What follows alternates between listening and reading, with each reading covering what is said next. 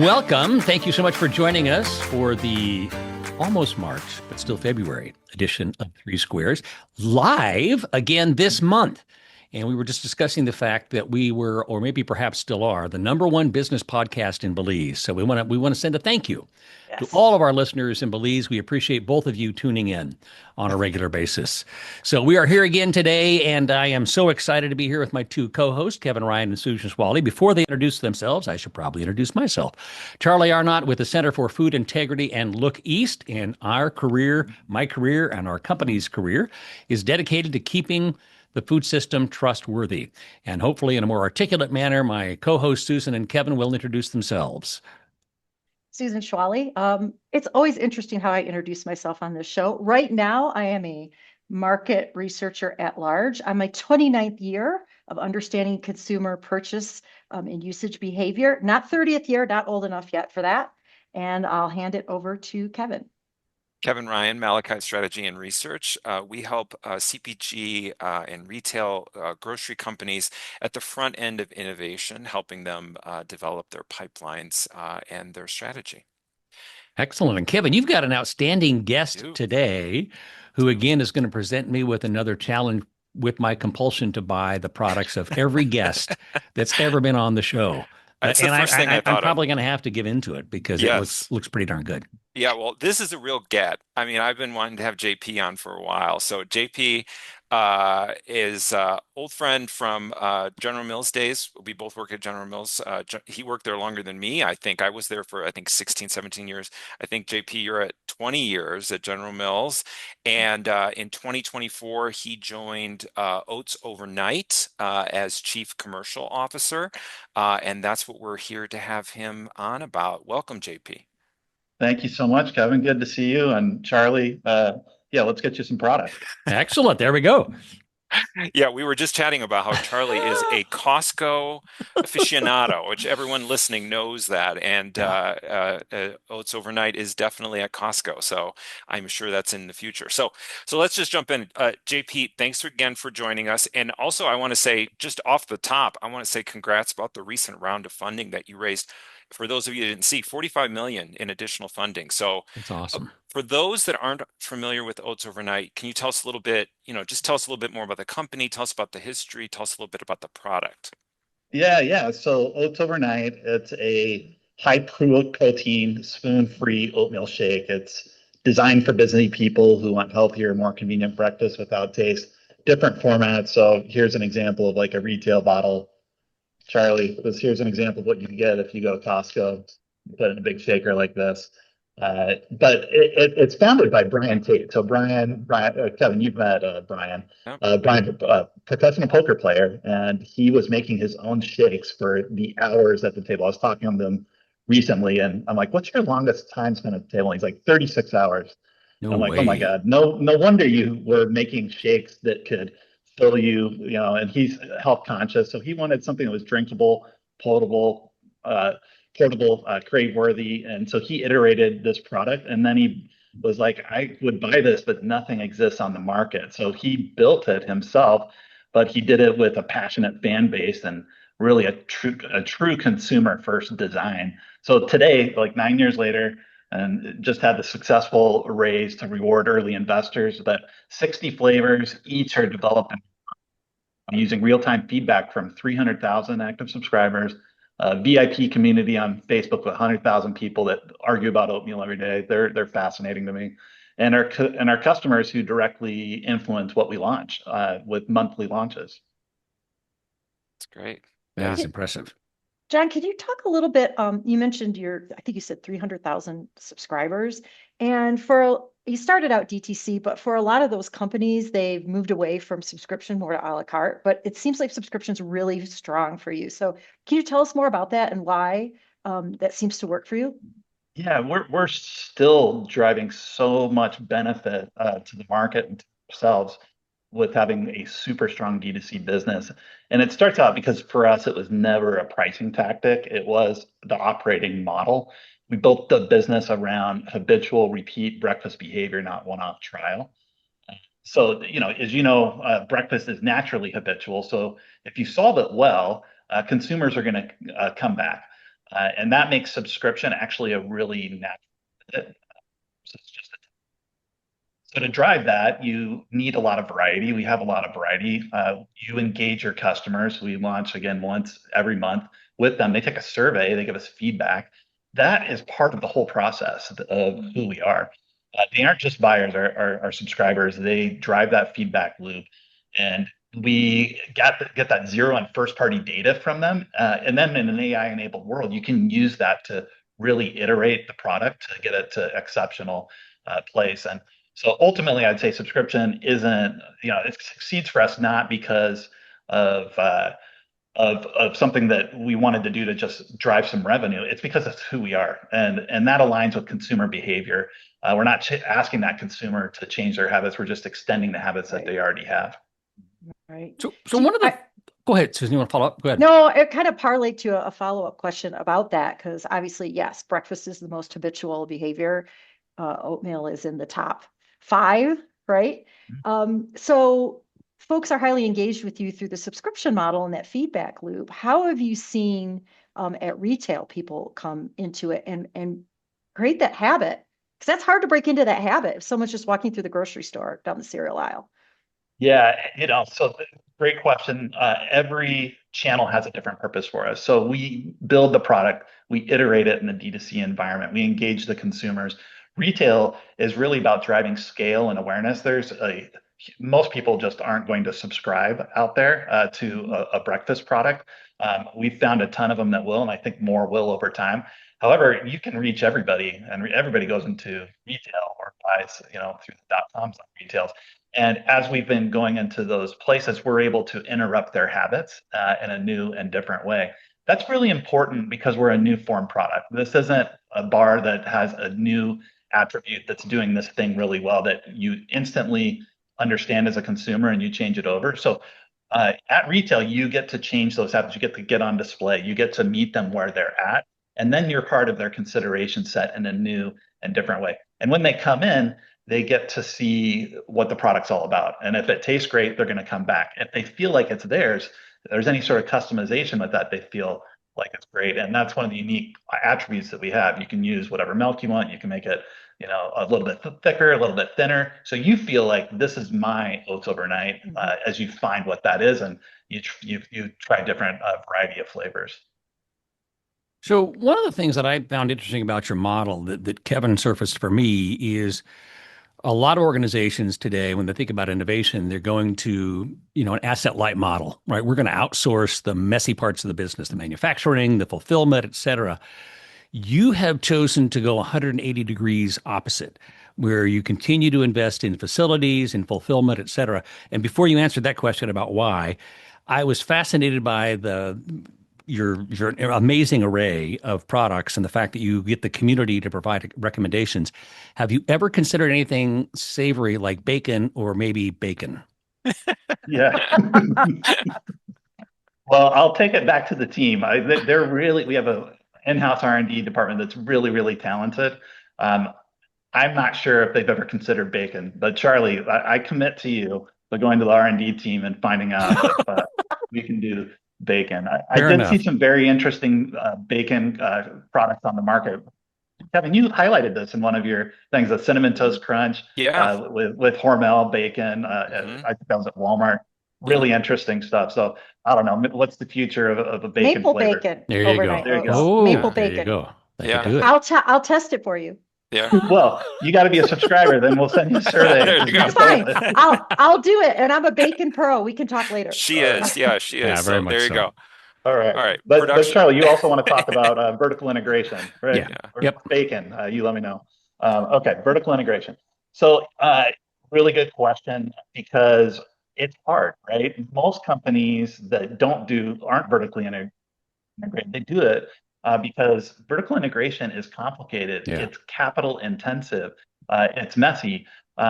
However, we did the opposite for a few reasons.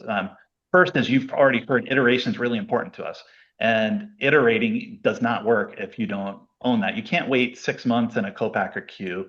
Owning R&D and production allows you to move in weeks, not quarters. We actually had a business opportunity that popped up this week And it broke my mind how we were able to get to a really awesome place very quickly because Wow. we didn't have those confines. And vertical integration helped enable that, along with a lot of creativity and smart people. Quality is another thing that's really important to us. Again, a new form product, quality is really critical, because if people don't have a positive experience, then will they come back, right? There's Sure. not other options. So we needed to control that really deeply, and the market just wasn't able to make this product in the way that we thought it needed to be made. So we had to build that ourselves. And then, there's a margin component to it. Like, as proteins getting more expensive, as tariffs come on, there's always something. And having the full control of the whole product life cycle allows you to have more levers to meet that moment.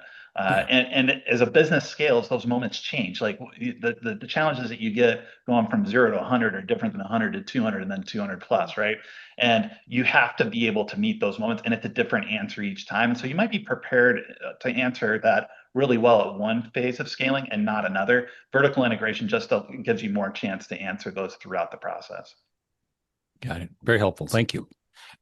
Going back to you've recently moved into club, and you talked about retail, but I'm curious of, compared to DTC, what are the challenges? Maybe in the sense of, club specifically, but maybe not. But I'm curious of, like, because I mean, I know that some of our audience are, early stage, folks, and maybe they're considering DTC, maybe they're considering going into club from DTC or from some of the. Can you give any kind of, like, what's the future look like for DTC, or is it the move into club? So give us a little sense of your thinking there, Yeah. and the move. Yeah, I'll speak more broadly than Oats here. It really depends on what your product stands for. What retail does in general, and club more than any other channel, is it truly exposes you to, do you have the right product? Is your TPO, your total product offering, uh, done correctly? And in a limited assortment environment, the bar is just much, much higher there. Where club is not a model designed for endless variety, or the endless shelf of D2C or of Amazon, or even of mass that has broad distribution. It's going to be a fraction of that. So you have to be super productive. It all comes down to productivity and engaging consumers where they're at. What club does extremely well, and has been a great thing for our business, if you're a new form product and you want to change people's consideration sets, you can be in there. And the club model, particularly for sampling, and Costco does this really well, Sam's does it as well, but for sampling, you get to engage and get that product in your consumer's mouth in a really ROI friendly way compared to other channels.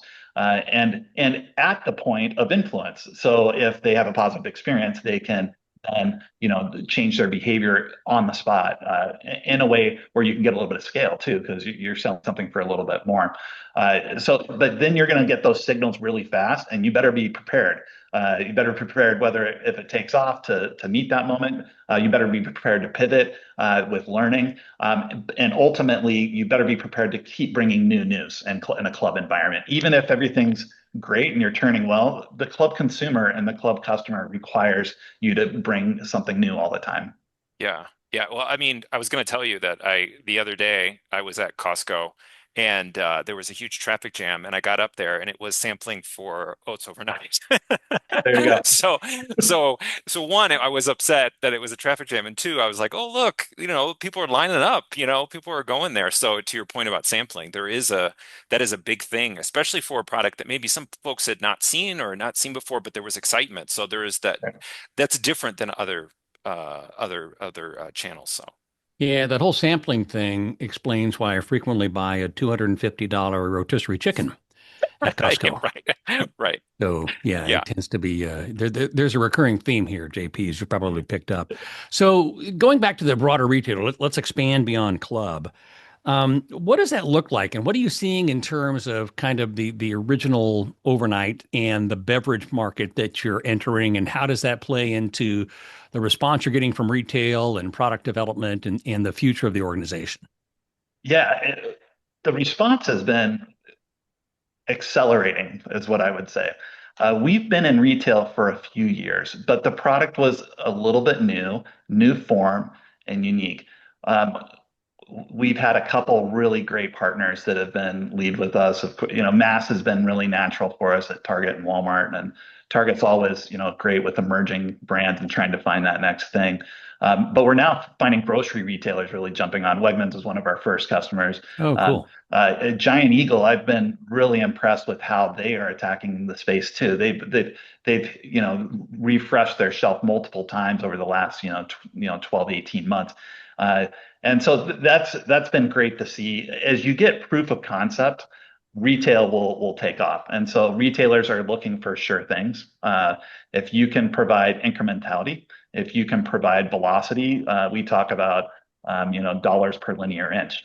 This you can put a couple of these in the spot. You can put some other products, and so that it leads to a more productive shelf. If you're more incremental, then it leads to a more productive shelf. And the fact that we are a different form, that means wherever we exist, we're going to be highly incremental. That message is starting to really resonate, along with, of course, velocity. And so now at this point, we're getting lots of calls from retailers. I'm really excited for Expo next week, where you get to engage directly with them and have so many conversations in a short amount of time. You get to truly see where you stand in the market. So we had a big jump last year in retail because we were confined to D2C and well over 9 figures at that point in D2C. And as we went to retail, we saw D2C really hold on. For me, that meant, okay, the total TAM, the total addressable market here is much bigger than I probably initially thought, because what you typically see with D2C businesses is as they enter retail, you see D2C really start to trail off. And that business has held on remarkably well, which means we're offering unique value for each channel.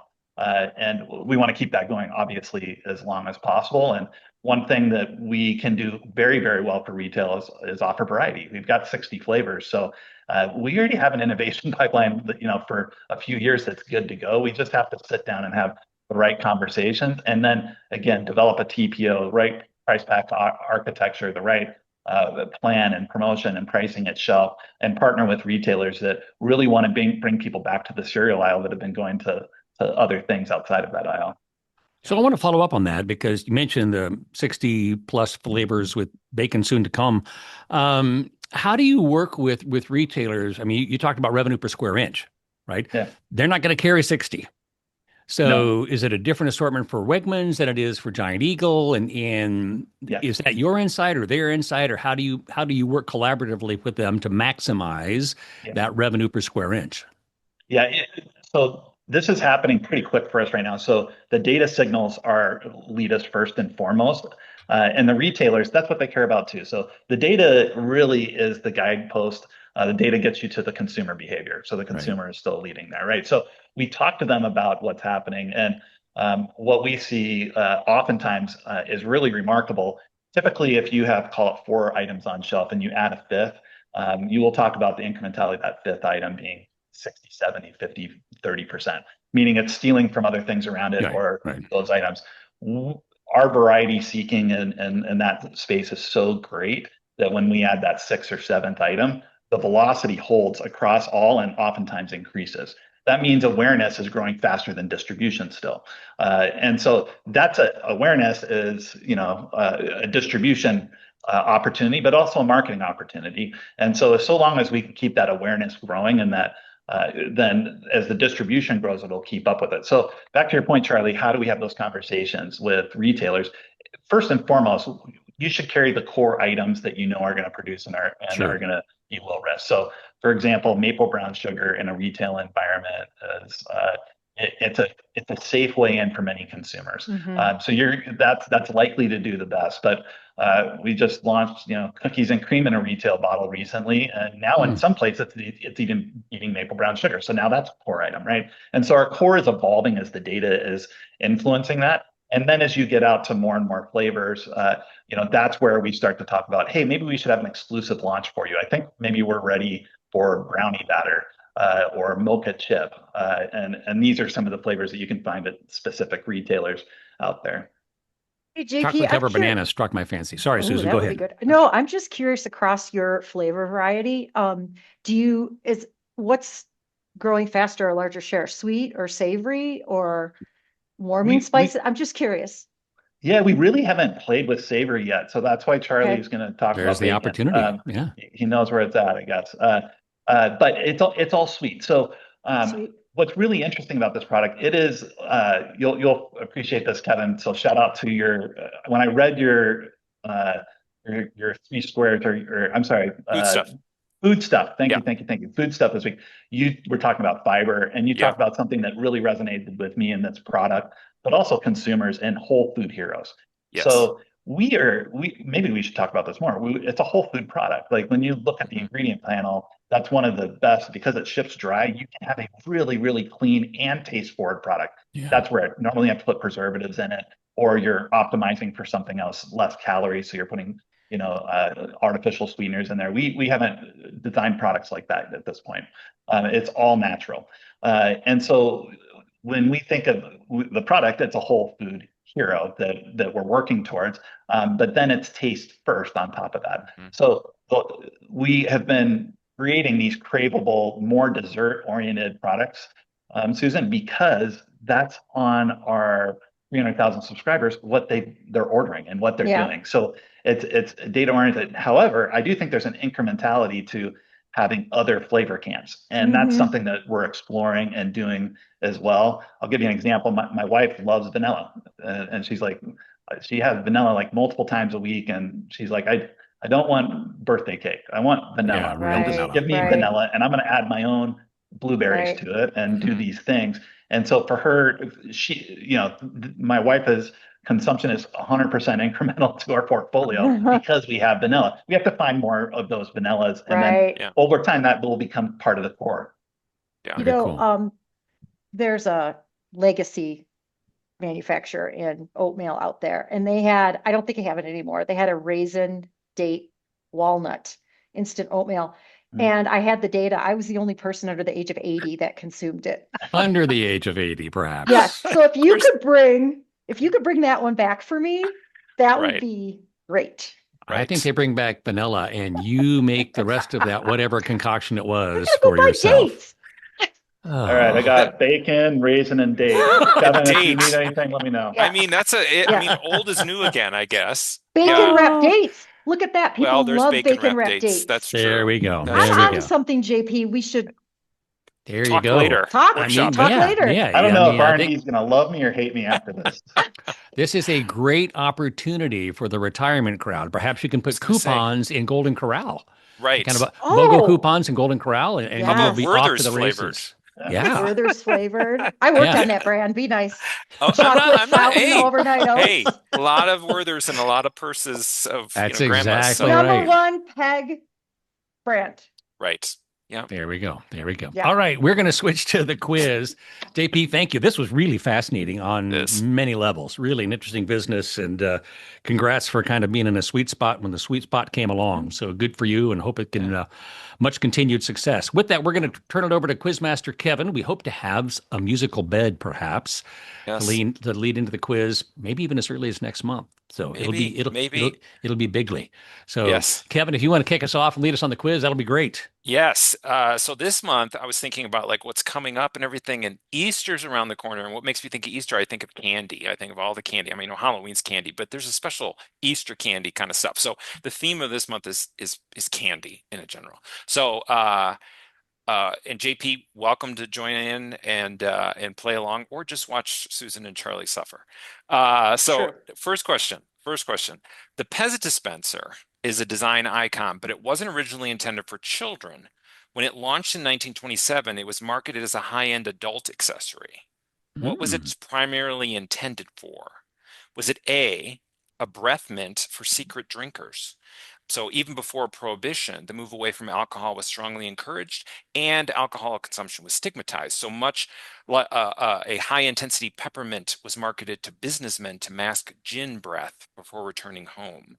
That's A. B, an anti-smoking aid. The dispenser was designed to look and feel like a cigarette lighter, providing a tactile hand-to-mouth ritual for adults trying to quit smoking. Was it C, a hygienic hospital supplement invented by a pharmacist? The spring-loaded mechanism allowed nurses to dispense sugar tablets to patients without touching the medicine. The cartoon top was added later. Or was it D, a tin for alpine hikers? The waterproof one-handed click top was designed for Austrian mountaineers who needed quick glucose without removing thick winter gloves. Wow. I'm going to go Occam's Razor Breath Mint. Breath mint for secret drinkers. A. Charlie, locked in. Not that I'm concerned about gin breath. I No. just want to make that No. absolutely clear. Susan or JP, if you're playing. Breath mint, so is breath mint, what was the other? Breath mint, anti-smoking aid, hygienic hospital supplement, or a ration tin for alpine hikers? Smoking. Smoking. Susan? I'll go hospital supplement to be Hospital different. supplement. JP is correct. It was an Wow. anti-smoking aid. So the name Pez is abbreviation of the German word for peppermints. It only became a toy in 1955 when the company realized adults weren't buying enough anti-smoking mints and pivoted to cartoon characters for the children market. And then we got Joe Camel. That's exactly right. Question 2. Black licorice is one of the most polarizing candies in the world. It's horrible. But it is also one of the few confections that carries a legitimate FDA health warning. What is the specific biological hazard of eating too much real licorice? Is it A, a severe potassium depletion? The compound glycyrrhizin can cause the body to flush out potassium, leading to abnormal heart rhythms and high blood pressure. Is it B, tooth enamel liquefaction? The unique acid profile of real licorice root can cause enamel to soften, making teeth spongy and open to more cavities. Is it C, red blood cell hypoxia? Real black licorice has a unique magnesium salt that in some sensitive people can bind to their red blood cells and limit their oxygen and actually turn their lips blue. Or is it D, inhibition of iodine absorption? Large amounts of licorice can cause the thyroid to swell, basically a goiter, and it was pushed out by the FDA because of that. I'll go enamel, Kevin. Enamel. They kind of make your teeth weird. Yes. So B. I'm going to go iodine because I just like saying goiter. Goiter. Charlie. I want to go tooth enamel, but I don't know that the FDA would offer any kind of a warning for tooth enamel. So I'm going to go, it's either potassium loss or red blood. I'm going to go red blood cell hypoxia. You should have went with potassium because it's potassium. Oh. So most real licorice in the United States, just to for those listeners, is like Twizzlers. It doesn't contain any real licorice root. So it's mostly anise oil. Yeah, so, it's horrible. Yeah, but real black licorice, you can't eat too much of it. There is a chance of potassium depletion. So there is. So is the flavor profile of anise similar enough to real black licorice? Similar enough. Yeah, similar enough. But there is some worries about eating too much real licorice. Yeah. JP, do not go with an anise flavor. Yes, do not. Oats overnight. That's not a winner. That is not a winner. Could be a big Swedish even if you put a lot of even with bacon, it would not fly. Right. No, don't do it. No. Bad combination. Plus, you don't want that potassium liability. Right. Oh, exactly. true. Yeah. Okay, question 3. The candy desk is a tradition in the United States Senate where a specific desk is kept stocked with sweets for all senators to enjoy. What is the origin of the tradition of the candy desk?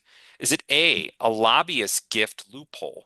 Candy companies discovered that perishable snacks were exempt from the 1946 federal regulation on lobbying, allowing them to stock the desk daily to gain more face time. Is it B, a Cold War stress measure? During the Cuban Missile Crisis, the desk was established as a calmative station to prevent nicotine-deprived senators from losing their tempers during high-stakes sessions.